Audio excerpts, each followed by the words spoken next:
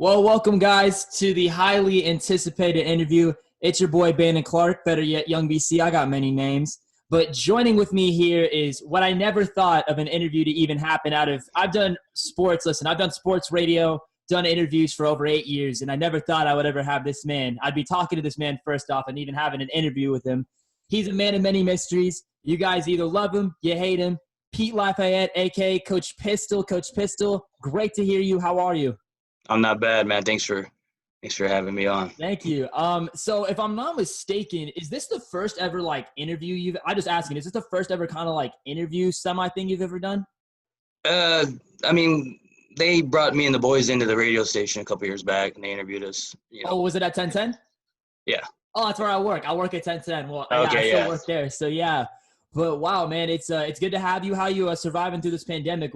How you surviving? How you holding up? I'm good, man. I'm getting really good at cornhole. Riding a bike around town, doing that kind of thing, but we're staying busy. Plenty to do around the house. How much you playing cornhole a week? What's it? Oh, we're daily. We got, you guys got the tournaments in the backyard and stuff? You guys are going home? Oh yeah. We got some. Are you always champ? Are you always a champ when it comes to it? Or heck no. I got my. There's some days, man, where I can't miss, and other days it's like I never knew what I was doing. But let's get right into this, man. So obviously, let's just start off right off the bat. You as a kid, I mean, kind of talk about your life growing up. So you did grow up in La Quinta, correct? You grew up around here? No. Actually, I grew up in Indio. I grew up, North Indio off of Avenue 44 by the I-10. I went to Wilson Middle School, and that's not even open anymore. I played ball for Indio Youth, and then All-Stars. La Quinta High School was going to be built that next year. Mm-hmm. And so the then baseball coach was Dale Velk, and he came out to a couple games, talked to me, talked to my dad, told us, hey, this guy will play JV, we'll build the program, let's come on over to La Quinta. And that's where it happened. My dad ended up coaching. I was an assistant for those years I was there. So. Well, if La Quinta, because I do remember how La Quinta was obviously just built and everything, but if La Quinta wasn't built, were you planning on going to Indio? Because I feel, Indio, was that even around? Or I thought at the time, was it only CV, Palm Desert? Oh, no. Indio was there. My dad went to Indio. I was pretty proud of the fact that I was going to be going to Indio. I went to a bunch of the high school games. Indio went to CIF for football in '93. I think I was a 7th grader. And so, it was a good time for me to get, kind of hyped about it. But then I think the boundaries, matter of fact, I know the boundaries for La Quinta were actually where I lived in India, where we were going to be going there. And it was a stink with my middle school. They had us interviewed, and I was in a newspaper saying I ain't going to La Quinta. There's a newspaper article of you saying you never go to La Quinta. Seriously? Oh, there is one. There's one saying that my dad went to India, my this and that, and I was so upset that they were gonna make me go to La Quinta, and all it took was a coach throwing some gifts at me to show my integrity. That's insane. I never would have thought that whatsoever, because obviously I know how passionate well now you are with La Quinta, how passionate you are. Obviously, some of you guys can't really see. He's rocking the LQ hat, of course. I feel like you got to expect that every time you're talking to Coach Pistol. But you say that you obviously weren't big to go in La Quinta at first, but what kind of changed you? I feel like that's the bigger thing. And also I would want to add is La Quinta the way it was when you went? So what was the years that you went to La Quinta? Was it? I was the first freshman, freshman to senior 4-year class. So my graduating year was '98. Was the second year that we graduated. Second year, our second year of senior class. Even 4 levels of school, and so we were brand spanking new. I think we 2 years away from the first of 2 titles. Football, I think, but for football. Yeah. The reason I'm bringing that up is because you asked me what changed me, man. And it's no secret. Anyone that knows me, it's Dan Armstrong. That guy, he's had a huge impact. And we'll get to that soon. We're gonna get to Coach Armstrong soon. I know I see that all the time on your Twitter and everything. But I do also want to ask you, because obviously that Dan Armstrong did play a big part in that. But would you say now with La Quinta, because obviously you know more than I do. You have kids that go to La Quinta. You've had kids a kid probably going to La Quinta. You have the entire line. Was La Quinta the same when you went there to where it is now? I don't. Well, as far as I can. In your opinion, obviously I don't go there, so I don't know as far as the student life and all that stuff goes. But I do know that things are a little different as far as. I think La Quinta was really trying to build we were trying to build what eventually became the, what we thought at least were traditions over there, certain ways of doing things. And then a couple of changes at the top, principal, and, that stuff's lost. So I think when Coach left, Coach Armstrong left, I think it was you could really see the change it was a different school. There was things that were priority that aren't no more, and just the way they do things, certain things got emphasis, certain things didn't anymore. So. And do you really feel, as far as La Quinta, that it's really based around tradition? Because you seem like a very traditionalist type of guy when I'm hearing you talk about all these things that Armstrong used to do, and now I wouldn't necessarily know. You're the guy that would know all this stuff. So do you feel like it's really based around tradition? I believe that it was supposed to be, and they like to. I think now this, the current guys driving the car, I guess, whatever. They don't. I mean, they like to claim tradition.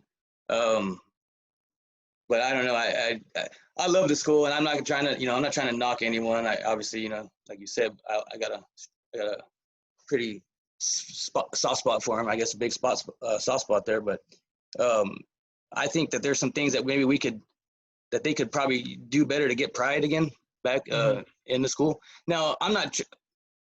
I also know that I got kids, and it's not as big of a deal anymore either with the generation as it used to be. Those things I think are looked at maybe as like maybe immature, or how do I want to say, even at times obnoxious or instigating problems or whatever they say. They just rather promote the good sport thing. But I tell you what, man, playing against Josh Salas, playing against Josh Kemp, for example,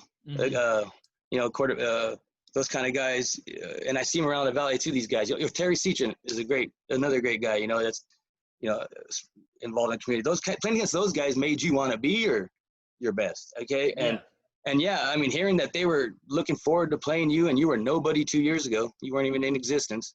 If that did something for you as a player, not, as a person. I guess a teenager looking for an identity too, because Coach Armstrong was good at gassing us up. He got us really feeling. And even the resume that Armstrong has shows that, I think, for sure. Absolutely. Now, obviously, we'll get a little more about your past, but I mean, we can just go right into Armstrong. I feel, what was your reaction to when they let go of Armstrong? I've wanted to ask you this. I've really wanted to ask you this for a while now. What was your reaction? How did you feel? How do you think the La Quinta community? Because when I saw that news reported in, listen, I know I'm an Aztec and I get that completely, but to me, I was shocked. Because it was wasn't it first round CIF? Armstrong just went first round CIF, if I'm not mistaken. You guys were already CIF, and then 2 days later he was gone.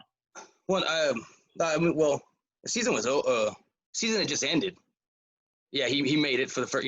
Kept that streak going, and he was looking forward to coming back. See, Coach had stepped away when he stepped down as the athletic director, and was looking to replace it with a couple guys that I guess the school didn't agree with. Mm-hmm. And so, by the time it came around, where Coach was usually getting things going, getting the plans ready for the next season, we didn't have a coach yet. And so he said, all right, well, this is getting out of hand. I'm gonna go ahead and do it again this year. I don't even think he got a stipend for it or nothing like that, whatever they called it that last year. He kind of he knew that it was more than that. He wanted to make sure that it was handed off in the right way. Well, he got a little upset. Obviously things happened that year. We lost that flag, and that sort of thing, and the way it went down. And he got the underclassmen, like my son Johnny, he just graduated this year, was a sophomore. Hell of a football player. I just want to say straight up, watching him in that flag game, he's a killer, man. He's a killer. Shout out Johnny Lafayette, for real. That's respect. That's respect right there. I appreciate that. You can see him at COD, hopefully, this year. Because of COVID, who knows? Yeah, and you'll see Coach wearing some red and orange, I guess, or red and yellow too, I guess. But you're still gonna have the LQ stuff on. I mean, you're still gonna be rocking it a little bit. I got me a COD hat. We'll see what happens. Johnny don't like it, but we'll see. But back to Coach. I don't know. I think Coach decided that after staying on it, he was gonna want to stay again after that season ended, and I don't think that was. I guess the plans the plans had already been set to go the other way, and so. He felt blindsided, and to his credit, I went in there on his behalf and sat down with the principal, Dr. Wilson, and asked him and wanted an explanation. And I said, I don't know. I mean, I didn't like the way that turned out. Yeah, I can tell. I can tell kind of talking to you right now you didn't like that. And I will say, obviously, you know much more about Dr. Wilson and especially Coach Rivness. I obviously what's Palm Desert. I've known them since my freshman year because I played basketball. So I played basketball at Palm Desert High School for 3 years, and Rivness was an assistant for 2 of those years. Could have been one of my year. I think it was freshman and sophomore year. And I knew that when Armstrong was gone, I knew Rivness was taking that job right off the bat. I knew that something was going to happen because when I found out that Wilson was principal and I knew I knew that him being assistant, I just knew that. And I can't speak for the man. I can't speak for that whatsoever, but I knew that Rivness wanted to be home. And I do have a lot of love for Rivness, and I haven't spoken to him in a bit, but I have a lot of love for those two. But I can see kind of what you're saying as far as a guy that has been a part of La Quinta for how many years? Since 94. Almost over 25 years. Oh, yeah. You've been a part of La Quinta for over 25 years. So I get that I see that you want that tradition and you wanted Armstrong to be around. And frankly, I can see that there wasn't a reason. I mean, from what you told me, there wasn't like a straight up reason why he had to leave. Like there wasn't, I didn't see that. I mean, he makes playoffs every year, you know. I mean, gosh, I remember getting pads out of Coach Armstrong's truck at La Quinta Middle School because our field wasn't ready yet. I mean, this guy built this program. I think if you do anything for 20 years, you should be allowed to walk away on your own terms. You've kind of agreed. You know, at least, you know, let the community that you played against, let them boo you one last time or whatever it is, you know, that they want to do. I mean, you think that Coach he's nasty on the field and everything like that, and he's a tough guy to play for. But I'm telling you right now, and I think Pat Backburn would be the first to tell you that he's a great guy. He's just a cool guy to kick it with. I mean, he's a guy who's gonna, if you want him in your foxhole. Yeah. You really do. He's a guy that, you know, and he taught us that too, that's pretty much what you want. But he understood the importance of having that rivalry. Okay. He understood the fact that it was good for the community. It was good for letting kids get a way to vent without venting the wrong way, you know, I guess. And it's literally the best rivalry. To me, it is without a doubt, the best rivalry in the entire desert.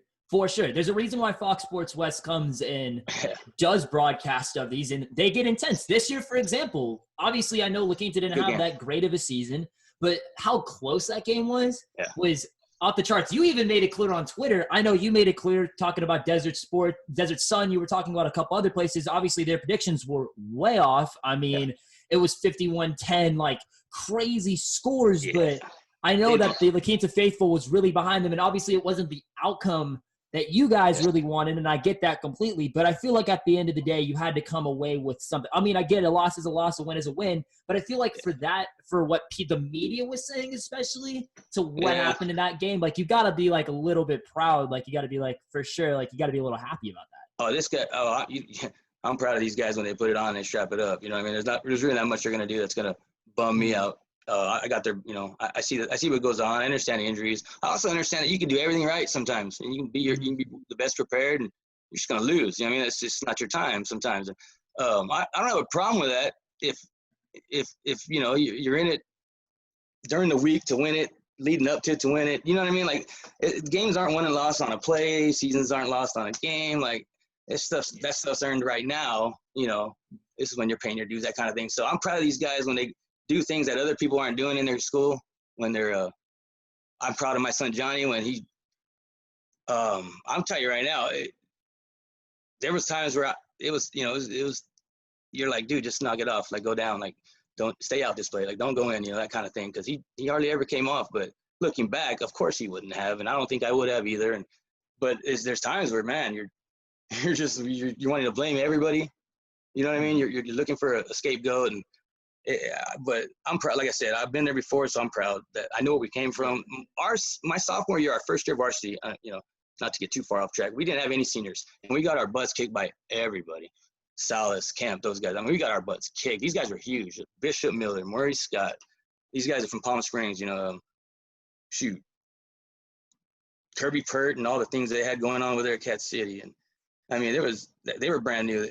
There was some, seemed like monsters. Indio was still a powerhouse. We got our butts handed to us. I think we went all the way.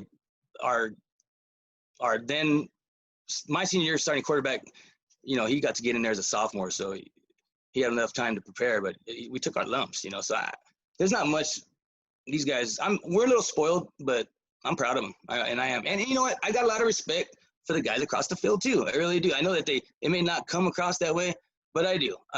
Brooks Stevenson and my son played travel baseball together growing up, for years, and got Drake Hoffman, these guys. I mean, these are dudes that I watched grow up. I'm proud of them.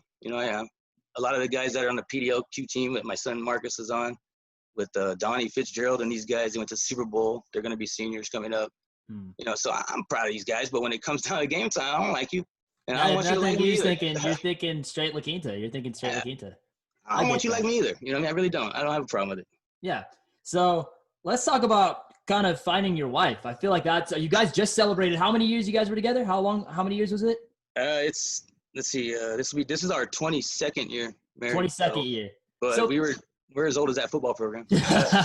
So did your wife go to La Quinta at all, or did she not? Yeah. So did you guys meet at La Quinta? That's funny. It's ironic. I was a ASB exchange student day in 7th grade to La Quinta Middle, and I got her phone number, and I called her, and she burnt me, and she didn't answer. And I didn't talk to her again until I was a sophomore. So she burned you. Didn't even answer. Like, had a cousin of a cousin send me a kind of, hey man, get the clue kind of thing. Take a hint. You're not gonna happen. But you didn't give up. I actually did give up. I didn't talk to her again. I ran. I was kind of crushed by it. I didn't even want to talk. I didn't think I talked to her my freshman year, but she was a water girl too for the football team. And happened to get involved with. And then sophomore year. And then did you guys stay together since then? You guys stay together since then, pretty much? Yeah. So then that obviously happens. And how many kids? I know you have a lot of kids. How many kids do you have exactly? Yeah, we have 7. 7 kids. I was going to say 6, but I'm pretty sure it's 7. And they range from what ages to what? My youngest is 11. He'll be going into middle school next year. But I have a sophomore. No, I'm sorry. Marcus is going to be a junior. And then we have a senior, his twin sister, Maya. We just got Johnny. Steven's 19. He'll be 20 next year. Steven's 19. Eddie will be 21. And their oldest brothers will be 22 in September. So. Wow. So then obviously you have kids. So let me ask you this, as far as having that many kids, not a lot of people can do that. I didn't know that. I know it's a tough challenge. I know I get that completely. I wouldn't know personally, but don't do it, by the way. Like, don't do it. Don't do it. No, get yourself. So all the people wondering, Coach Pistol is saying, do not have 7 kids. No. But if you do, find an Mariah. Like, that's my wife's name. Find one of her. Find her, absolutely. Now, let me ask you this: as far as having that many kids, what sacrifices, especially in the early years, did you have to make any sacrifices as a parent with having that many? Because they were very close. They're very close in age. I mean, you said 20, 24, 21, 19. Yeah. Did you have to make any, if you want to discuss any, like did you have to make any sacrifices? I mean, I imagine I did. You know what I mean? Like, we had Jacob. I graduated in June. Jacob was born in September. I was married June 24th. That's a matter of fact, this month, a couple weeks here, we'll be celebrating. I was married June 24th, and it's like, it just happened. Boom. After that, we moved. I went to Fresno right after he was born. My son, Eddie, my second, was born in Fresno. I went up there to try to do some computer systems technician things, like an ITT thing in Fresno, whatever. It didn't work out. But it just seemed like I was just always staying busy until they got to the age where they could start playing ball. And it was actually a while. Eddie was 10, my oldest baseball player. He was 10 when he got his first year of Little League. So we had been playing already in the street and everything. I had been teaching him stuff, but he was only 10. So it was kind of late, but his younger brothers all started the same year too. So. And all your kids have all pretty much played sports. All of your kids, I know, maybe, of course, baseball, some football, softball, of course. No, she didn't. Oh, the wife. But Amaya didn't. Amaya's the manager on the baseball team. Oh, she's manager on the baseball team. Oh, okay. Then there you go. Yeah. But, as far as playing sports, as far as a parent, were you really pushing them? Were you a pushing parent, or you were just like, let it happen? Look, even as a coach, I don't feel the need to beg anybody to, for example, play baseball or play football. That game, it does a great job itself. If you can't get it, then you don't need to be playing in the first place. Mm-hmm. But I'm also the kind of guy that understands the concept of teammate. I don't want you out there where you're going to let somebody else down or yourself down, or you don't want to be there, man. Go, do something you want to do, and I'll back you up for it. I wish to God I had a scientist or a musician. I love music. One of these guys I can get involved. Talking about music, you're a big fan of the Grateful Dead, which I appreciate. Yes. Right. What other music do you like? Seriously, because people don't know this about you. See, I did my research. You love you some Grateful Dead. You talk a lot about on Twitter as far as song lyrics go. I mean, obviously I do music myself, so I understand completely. You're a big Grateful Dead guy. What else are you really into as far as that? John Fogerty, what else? Like, I don't really go Credence, but I mean, I did. There was a time, way back. But my son Jacob, his oldest, is named after Jacob Noel, so I was a big Sublime fan. You know. Oh wow! I almost saw them in concert, but it didn't really work out. I could have saw them obviously with Rome, yeah. Yeah, with Rome, of course, but it didn't really work out. That's cool. I got to see the Long Beach Dub All Stars, which is the spinoff of them. Like that was in 2000, I think. You know, Bradley had been dead maybe 4 years now. I think 4 or 5, some shit. Oh, excuse me. You can cuss. You're fine. You can cuss. Okay, right. We're unfiltered. We're uncensored here. It's all good to go. I saw them at Cypress Hill Smokeout night in 2000, right, in San Bernardino, and at that same show, I got to see System of a Down for the first time. Wow. And I was their first album, you know, had come out. And I went home, and you know, at that time I bought the cassette tape because I had a little cassette tape in my Pontiac, but it had 10s in the back from Radioactive. It was like, but I had that cassette tape, and I wore that System tape out, man. After that, I was really in love with them, System of a Down for a while, but I mean, there's not much I don't like. I'm a big country music fan. People don't know. I don't think this new stuff is country though. I think my country music, you know, fan catalog ends at 1995, maybe the most. I go back. Are you a big rap guy? Are you a big rap guy at all? Or? I used to be. I like rap. I really do. If you can give me your top, I think someone was asking me this. What are your top 5 favorite rappers right now? If you had to say, I know rap's a little different now, but if you had to give me your top 5, they got to be current guys out right now. Yeah, they could be dead if they're dead. Then yeah, top 5. Okay. Well, I don't know. I think I like Bobby Shmurda. That guy's bad. Bobby Shmurda? Yeah, I like that guy as far as rapping goes. But I've always been Kanye West is a hip hop guy. Like, same here. I respect a lot. But you know what? I think when it comes to rap, you know, a lot of stuff now is really the same. So it's a lot of looping of choruses and stuff. I don't really hear lyrics. I'm a big lyrics guy, and I used to like Outkast back in the day. You know. Not so much the newer stuff, but a Quinta High, Stankonia, all that kind of, you know, all this kind of stuff. I liked Celly Cell and a lot of the No Master P stuff, you know, back in the day stuff when I was growing up. Digital Underground was my first ever group that I used to like. Public Enemy, I like those kind of guys. But rap, Eminem, obviously, when I was, you know, when he was going off, I think that guy's also probably the greatest lyricist that I've heard. I don't give Tupac as much lyrical respect, but I think the guy's a great poet and he delivers and all that stuff great. I think that's cool. But I know the guy when he used to dance, so I also understand that there's an industry angle to it. Okay, there's an industry angle to it, and so I don't want to anoint him as this revolutionary guy like everyone else. But you know, he's a great rapper, man. From Rage Against the Machine, Zach De La Rocha is a great hip hop guy. You gotta check out Rage Against the Machine. I would have wanted to go see them at Coachella, and I've grown up with that because my dad, okay. I've grown up with Ray Testify and like all these songs. Literally, I've grown up with them, so I understand Rage Against the Machine completely. I mean, even when there's these like new kids that didn't even know, they're like, "What the hell is Rage Against the Machine?" I'm like, "What?" Like, what? Like, I was so confused. I was like, you better know. And they start listening, and then they're hooked. So it just works out like that. So I like old stuff, man. I like old stuff. I like that. Reggae, I like that. I love Bob Marley. I love Ika Mouse. You know, I saw Ika Mouse in Palm Desert. It was a pool hall behind Bananas over there. We closed that thing out. That was a cool night. We hung out with him in the bar. It was real cool. But other than that, man, what you got is what I like. You know, what you got, you know, show me something. I got you. Shout out to my boy Hop out there making music. I like that guy. Whatever that's about. But, you know. I got you. I got a neighbor, man. That's another guy I want to shout since you're doing a little bit thing. My buddy Preston, those Never Going Broke boys, those guys. I like those dudes too. Okay, so you give them a shout. There you go. That's a shout out. I like that. So let's switch gears. I feel like the one topic I feel like we got to talk about is your quote unquote love for Palm Desert High School. And I get it's the rivalry aspect of it. Now, let me ask you this. When did the whole, I'm not going to say obviously probably when it opened, but when did the whole, I don't think that, like, I can't speak for you as far as Palm Desert goes, but I feel like when did the whole thing with Palm Desert kind of start? But before social media days, if it was before social media days. When did that start? Well, when we opened, I guess, I didn't know at the time, but I guess a lot of the faculty that we had, you know, been at Palm Desert before, you know, and they'd come over when we opened up. So they kind of took advantage of that. They would be, I remember in passing halls the week we were playing, you know, or passing periods, they'd be, you know, Josh Charlotte said this over the loudspeaker as we were passing, you know, going in. So like the loudspeaker, like when they're giving the announcements, they would say that. Yeah, but just during like in between second and third period, like for random reasons. Hey boys, like just wanted to remind you that this was because they read quotes from the newspaper, that kind of thing. Because they were pretty good that year, found out they were there. So, but it was so they were doing a good job of hyping it up. But the flag game is what did it. Coach Armstrong, I say the flag game, not the one they played for the first flag, but the real one where it all began, where he ripped the flag up and Coach Armstrong didn't finish the game. He got tossed out of it, in the last few minutes. And this is an interesting circle too. That the vice principal of that game was that baseball coach who got me to go to La Quinta, Dale Velk. He only was there 1 year and he ended up going to Palm Desert afterwards. So that, already I'm a little bitter, right? I'm like, okay, what Palm Desert? What's going on? But I didn't have a problem with them as much as I had guys from India a little bitter at me from making the the swap and going over there.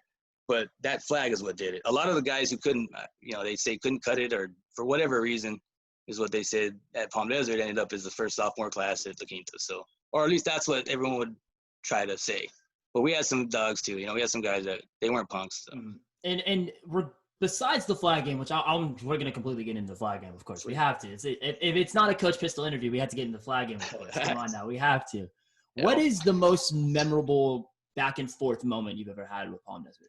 If you could, in recent memory, whether anything. Back and forth? Yeah. Well, my most memorable time, man, is watching that game with Andre Botley and Terry Seachin at his house after the game, like in Christmas vacation later on that year. That's when I tell my boys about a lot. Was that the first flag game or was the recent one? No, that was the first flag game that one I was speaking of that they won. Yeah. Okay.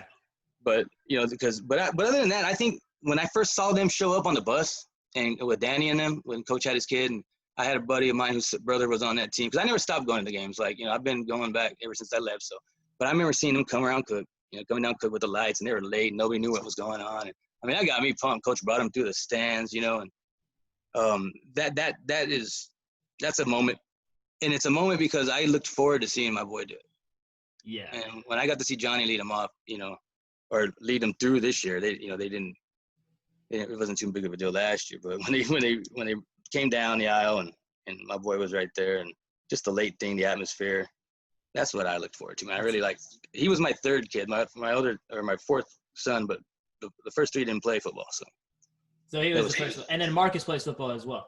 Yeah, Marcus is QB1 right now going forward for next year, so he's gonna be starting quarterback next year at La Quinta. That's what it's looking like right now. That's what it's looking like, yeah. Wow. He finished against Xavier last year. He got the start, so. He got to start against Xavier. Wow. Oh, well, we're gonna definitely get into Xavier. We have some things to talk about with Xavier. I hope so. I know you got some words against Xavier, but let's get real quickly into when did you get Twitter? Because listen, I know you had an account prior. Yeah. That got. If you want to talk about that you had that got removed, deleted, whatever you want to call it.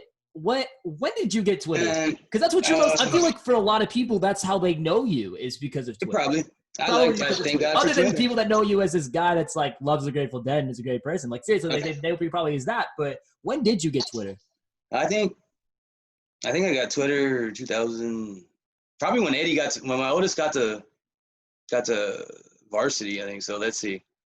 I want to say 2015, 16 maybe, something like that. And were you always out at the beginning? Because obviously, like with Twitter, were you that outspoken to where you are now? Yeah, people know that I used to get pretty obnoxious on Facebook too before that, and I found out that was probably not the best place to be doing that. So I love Twitter. I got on that, and I was like, everybody, they didn't mind getting in it with me too. So that was cool. See, I don't have a problem with you speaking your mind all you want. Just don't tell me to be quiet, and let's talk about it. Yeah, because you're the same way. Like you speak your mind, and I appreciate that. I think that's tight. That's why I'm doing this interview. Like this is why I think it's such a different thing. Because like you said, like you really never done a type. Because I feel like a normal brand would want to do an interview with you. Obviously, I'm nowhere near a brand. I'm just a kid that's done radio for 8 years. And this will be the one. Watch.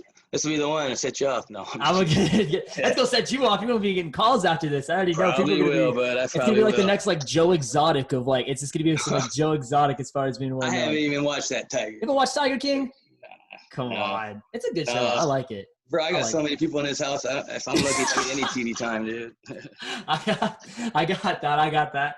Yeah. But you've obviously been a very outspoken person. You got Twitter in 2016. Yeah. What was like the most memorable Twitter back and forth? There's so many. I bet you there's probably a lot. Yeah, but what is like the one that's like, maybe there was like a time where maybe your wife or maybe you were like, okay, maybe I went a little too far. My wife, every time, she tells, yeah, every time. Like I said, she doesn't like so your wife does not like when you go back and forth with people.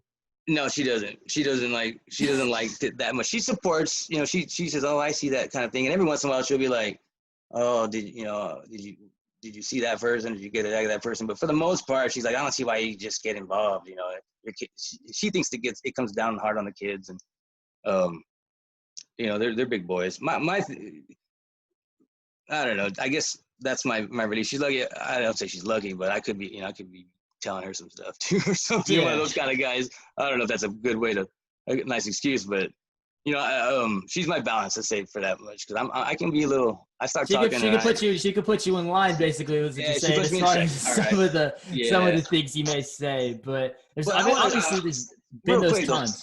I'm glad that you brought that up, because I got that first Twitter ran for saying nothing at all, and the things I get on my timeline. You got to explain to me what happened to your Twitter at first, because I really didn't have Twitter. I honestly did not have Twitter. Okay. So you got to explain to me what. Yeah, we probably would have got into it if you did. With me? Yes, we probably would have got into it if you did.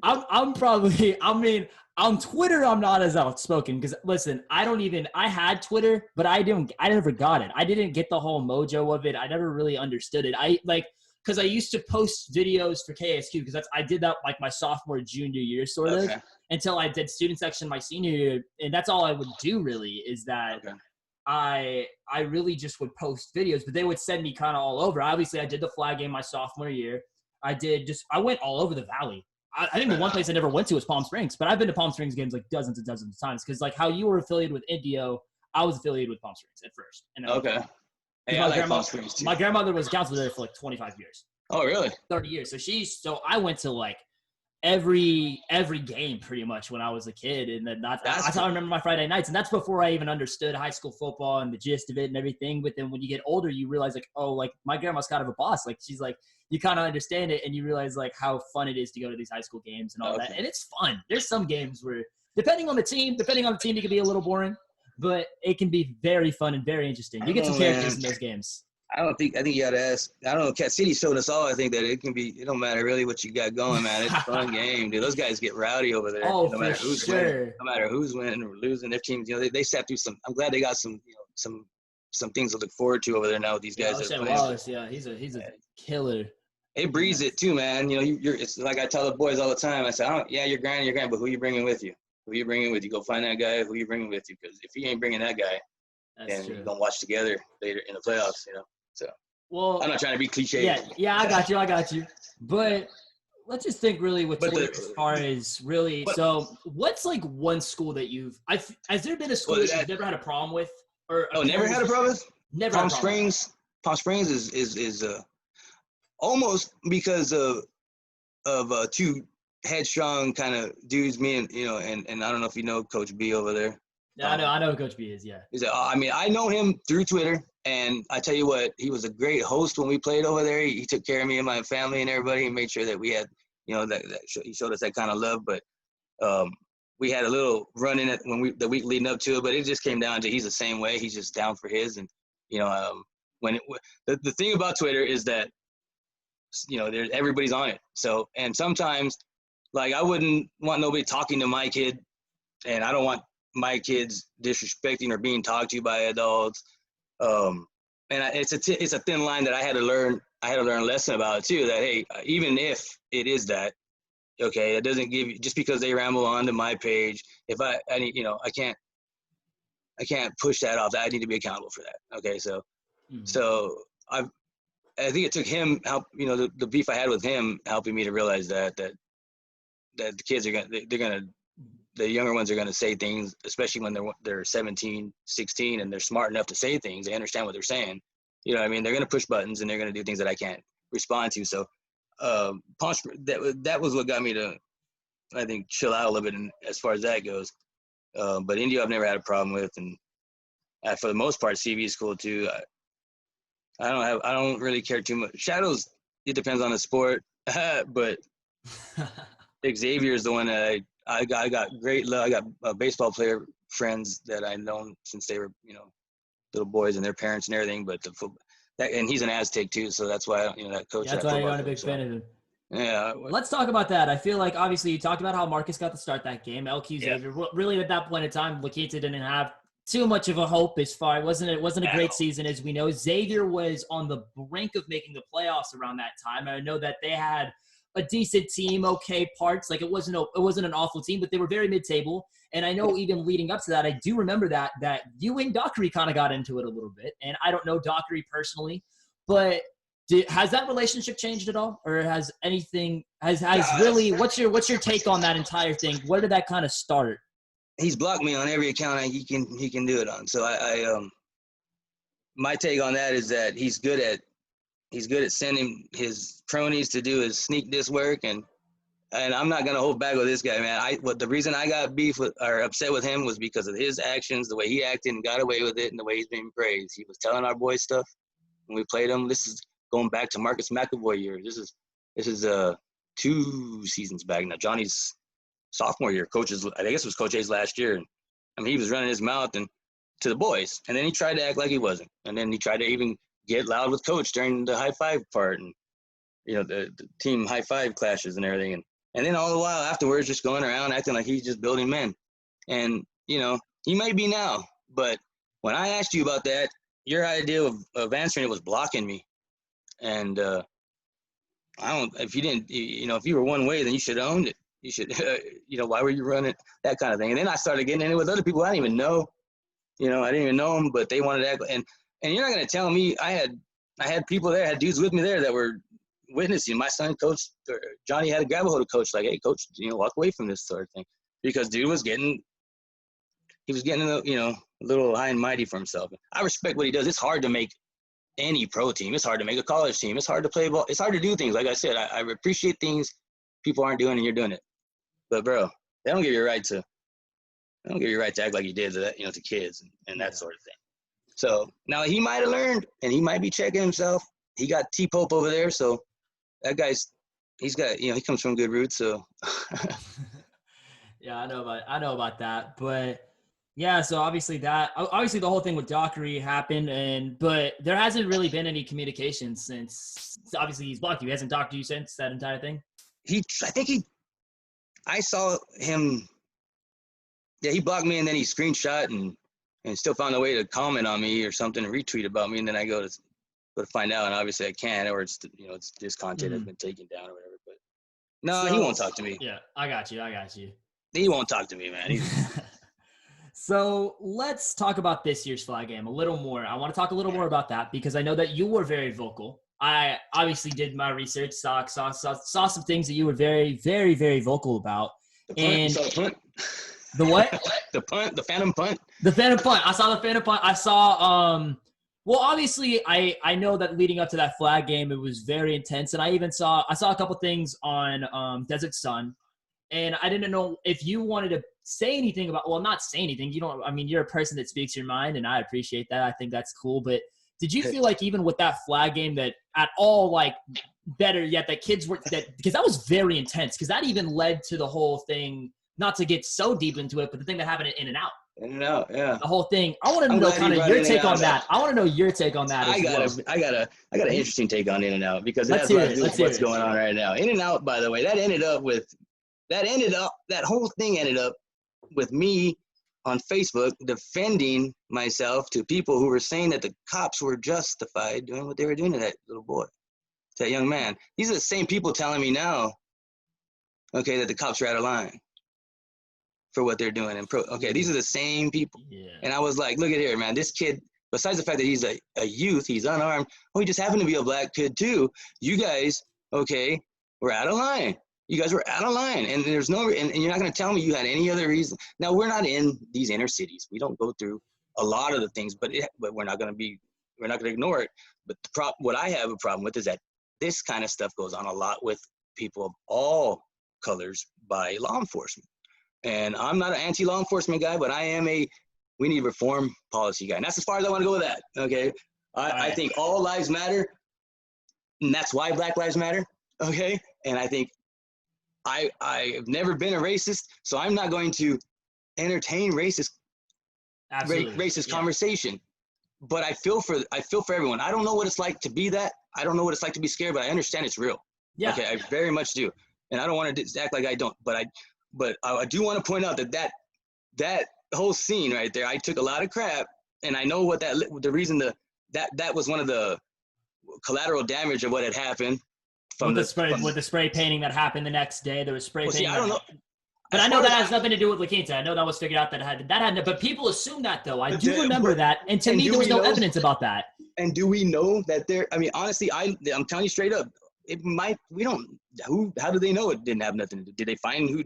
Yeah, I don't think so. I would have no idea. Yeah. You know what I mean? It's pretty coincidental. I don't believe in coincidences in that quick a time. Okay. And would you even think too with In and Out itself that you talk about a flag game, intense already the week leading up to it? Wouldn't you have to think that cops or certain people would have to expect that everybody is going to be at that In and Out because it was at La Quinta, 5 minutes away? Yeah. And it's kids that are coming in. Obviously, the Palm Desert kids were coming a little later, of course, because obviously, I mean, when the result of that happens, you want to get out of there pretty much quickly, and then the other team kind of stays a little longer to celebrate. But would you not expect that? Did you know? I mean, I feel like any person would have known that there were kids that were going to be at that In and Out. Yeah. Anyone who lives in the area knows. I mean, that was the 10th week of the season. I mean, it was. I mean, even though we were losing, that's where everybody goes. I mean, I'm sure in Indio they go to I think it's the McDonald's parking lot over there and In and Out too, that kind of thing. I don't know what you guys do over there in Palm Desert, but where else do you want them to go? That now, obviously, there's an underlying story there, about some feuds that went on. A couple people, my mug got made famous. Yeah, no names, no names. I understand. And I appreciate the fine artwork that they put me on a poster over there and had me rock it. So. Okay. Let's talk about that. Let's talk about that. Because listen. I will tell you this. I told you I did student section my senior year. Yeah, but you did a great day. All things, you did a great job. Thank you. I appreciate it. But I'll tell you with that, and that is to the name of Bannon Clark, I had nothing to do with that. That had nothing to do with me. I'll be real with you. I'll be real with you. I believe you, bro. I would have been. I'm telling you right now, I would have been. Yeah. I got you. But obviously, that's the camaraderie and rivalry. I saw someone post that, and I recognized the girl because that entire week was really we had volleyball. There was volleyball games. There was a lot of stuff leading up to that. So then when I saw that, and we got pulled aside by our admin as well. We had talking to. Obviously, we had talking to by all of us, by everyone really, because it was a lot of bad things. Even with the In and Out thing that happened, there were a lot of things that happened. That was like one of the most intense flag games for sure. That I witnessed in my 4 years, I would say for sure the most intense. But, I can vouch for that over a lot. Being over through the years, that was a good one. It was crazy, but I wanted to know what was your first reaction? Because to me, I was disappointed because that's not to me. I know it's different for you because you've been around with Palm Desert, but that's not my Palm Desert. That's just not how I see it. Well, I don't have hate towards La Quinta. I really don't. It's crazy. I'm graduated. Listen, I'm going to ASU. Congratulations. Thank you so much. I appreciate that. I'm graduated. But I don't necessarily have hate towards La Quinta as much as I feel like others would.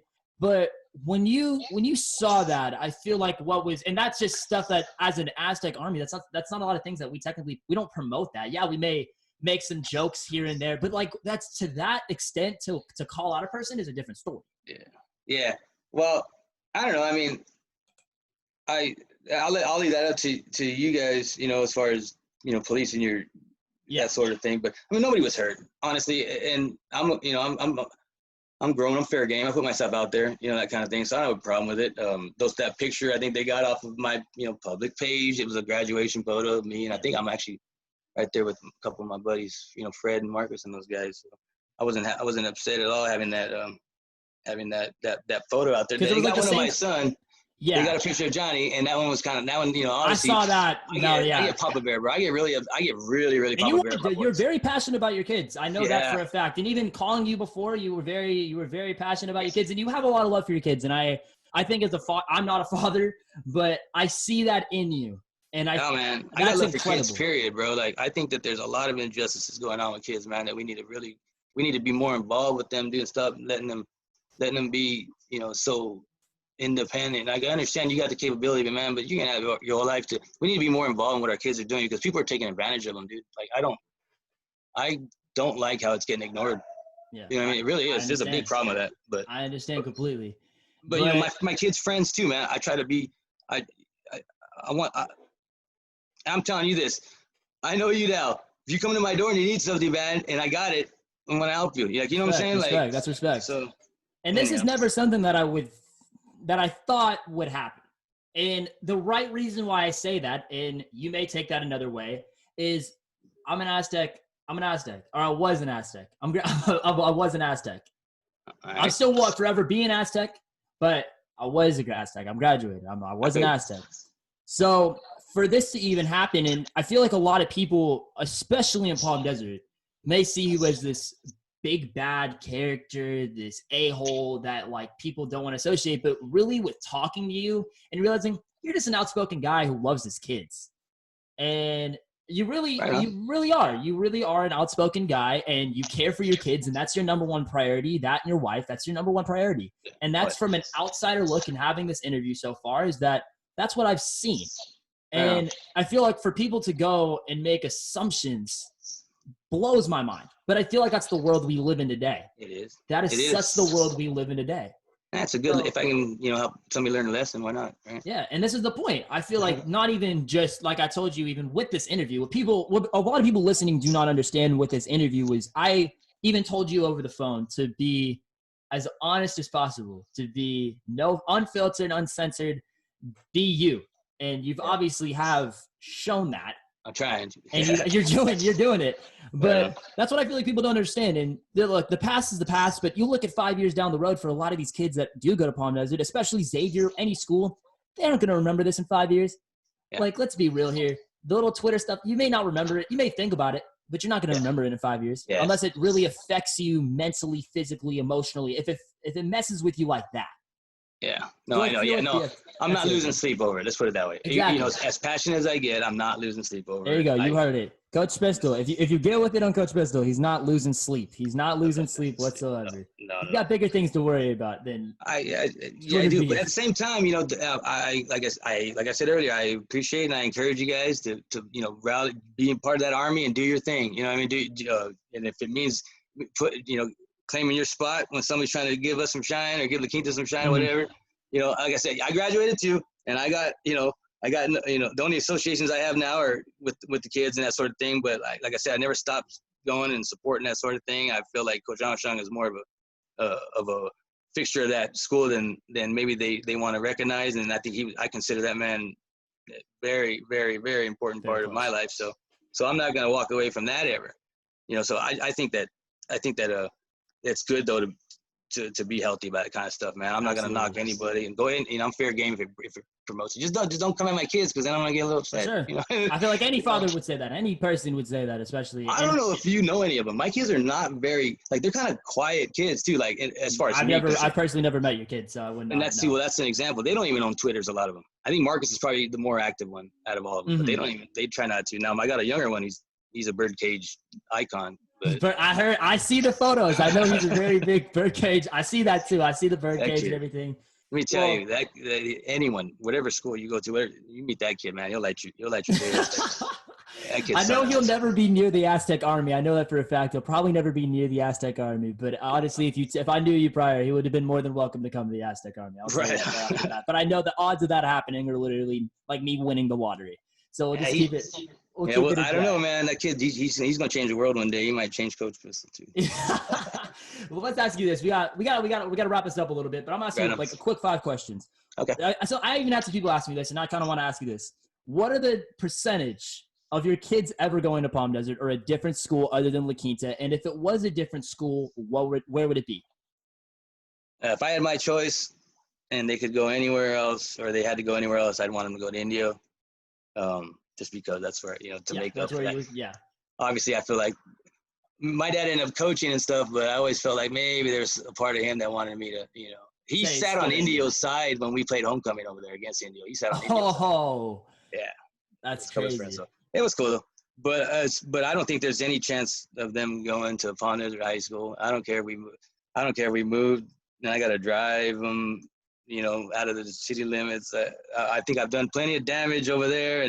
But then again, man, I think if I remember correctly, I quoted myself in saying I ain't going to La Quinta High School, and it wasn't more than maybe a year before it happened. So that is true. You did say you did say that at the beginning of this interview. You did say that. Yeah. Now, second question: what is well, we kind of touched base on this at first. Is about when Armstrong left in your relationship. How would you grade your relationship with the administration at La Quinta High School? Ooh, I think the administration at La Quinta High School, they haven't done nothing to me personally. They are very respectful when we cross paths. Dr. Wilson has made it a point to reach out to me and had some conversations about things that came up, and even showed me that he was proud of the boys when they did this or that on private emails and sort of thing. I know Miss Aguirre. I went to school with her. She was one of my buddy Billy's, who his daughter goes upon it. My buddy Billy's sister, and so I've known her for a while, and they're cool. But I don't think that they want too much to do with me, for the most part. Ironically, I'm blocked on Dr. Wilson's Twitter too. And I asked the AD, Coach Reese, why he had me blocked for a while there, and he didn't know he had, whatever that's worth. But I don't know, man. I got kids there, so they seem to be really very proud of them. Johnny had a good year of recognition and that sort of thing. But I don't think they really care too much for me, to be quite honest. Okay. And that's, again, this is what I'm getting at with tradition. I don't think they care too much about the community or the tradition that much at all, to be quite honest. And they're not obligated to, but, some people, they're not going to have that big old glorious, life that maybe you're getting for everyone. And I'm not saying nobody should shoot for that, but they're going to stay here and they're going to be common, people that they might, the only kind of inspiration they get or something, or, team to root for is going to be their local high school, something that they got connection to or something, or whatever the reason. But you don't want to, you got to address those people too, man, and understand that they're not in it to be for any other reason, just to enjoy themselves, I guess. Have pride, have some sort of tradition, that sort of thing. I think it's very important. Indio High School used to be called the Pride of the Desert. And when they would come out the marching band, I remember pudding, and I don't care what the score was, man, that marching band was awesome. And that guy would go, the Pride of the Desert, no matter what there's that Indio guy. And so that's just stuff that you remember, and the closing down that street when Indio played CV. I think that's probably why I am so big on rivalries now, because I remember having to walk because the street was closed right there in front of Indio High School. So all right, I think that's what's up. Go ahead. I'm probably running on. Two more questions. We gotta wrap it up a little bit. I could talk to you for 3 hours, but I know you're a busy guy as myself. Well, we're both busy guys, but I appreciate this a lot. So obviously, I didn't even bring up too much about baseball. Obviously, La Quinta winning CIF in my 4 years, they did win it. I know you were very proud. Your son did win a ring, if I'm not mistaken. Yeah. He did win a ring. That's very, very proud moment. I know you flash it, you show it off. I know you're huge on that. That's my boy. Yeah. I know that's your boy right there. Now, obviously, La Quinta winning CIF. Any memorable moments you can say that? And let me add real quickly. Obviously, I know obviously, we didn't get to see La Quinta and Palm Desert play this year for baseball, obviously, due to COVID, which would have been so fun. Would have been interesting, would have been fun. Do you have a favorite PD baseball player? A favorite PD baseball player? Wow. One that you like, one that you semi-respect. Is there any names right now? Yeah, right now. On the team right now? On the team right now. I love Ramon Romo. I'm telling you, I love the boy. He's going to COD. Isn't he going to COD? Yeah, I saw that. He's going to COD. He's going to COD. Shout out, lucky. That'll be a stop for him on the way somewhere else. I'm telling you, guy's good. Obviously, Naun Naun pitched for the CIF championship team that we had, for La Quinta. So he's over there now too. I got love for him. Johnny played with Max Shore when he was 10, I think, and they went to Arizona, and I got to meet Max's folks, and some of the coolest, or his dad, some of the coolest people that, even to this day, good guys, good people, man. Real happy, go lucky people. And then I get other people that don't know me over there and they want to run their mouth. But I don't know, man. That'll probably be it, really. I don't want to sound mean. I know I respect most of their talents. Johnny Cuevas was a guy who my son Eddie talked to a lot, and he's a great athlete. Obviously, Jeremiah Estrada was a great ball player. But Yeah, I liked Boedo. Tony Boedo was a cool guy a couple years back. Tony Boedo? Yeah, he's a cool guy. But I don't really know too many of them anymore, man. Like, if they know me, it's from the youth league, and by now I think they stay away from me now. You know, that kind of thing. It's not so much like it for whatever it is, you know. But yeah, I don't like their coach, and so they probably don't care too much for me either. Well, I guess that is what it is. But Coach Pistol, I would like to say it has been truly a pleasure of interviewing you. For those wondering, obviously we're going to be posting it on YouTube. We'll be posting it by the time you probably listen to it, it'll be Friday. So we will be posting it then. Coach Pistol, any shout outs you want to give? Any people you want to unblock you before the end of this interview? Any people notable, because you talked about a couple people that were blocked. So I gotta bring that up. But any shout outs you want to give? Twitter, Instagram, give it all out to me real quick. All right. The Shield at Coachella Sports Entertainment, if they unblock me, you guys are weenies. Other than that, man, I want to thank you, man, for stepping out. My pleasure. Giving us a shout. I know it's a small little thing, man. It's just ain't nothing really important in the scheme of things, man. What we beef about, man. But I think it's something for the local people to get into and enjoy. And I think you're doing. I appreciate what you're doing, man. I hope you have a lot of success in what you got going on there. Thank you. Thank you so much. Other than that, man, Blackhawks. You know what I'm saying? Hey, vote for Donald Trump. Stop selling babies. Hillary Clinton's a murderer, all that good stuff, baby. We could go find him. Coach _Pistol, correct? Is it Prep Desert? Is it Prep Desert? Or? That's Prep Desert, because I got Prep sneaky Desert, for a while. I know he was trying to keep it low-key. I know low-key was trying to keep that low-key on Twitter so he doesn't get – I knew the Prep Desert account. Make sure you go follow Mr. Lafayette. And also Coach _Pistol on Instagram. Maybe he'll accept you. He accepted me, to say the least. Coach Pistol, it's been a pleasure. I appreciate it, man. You take care. Stay safe. Stay safe. All right, bud, you too. Thank you.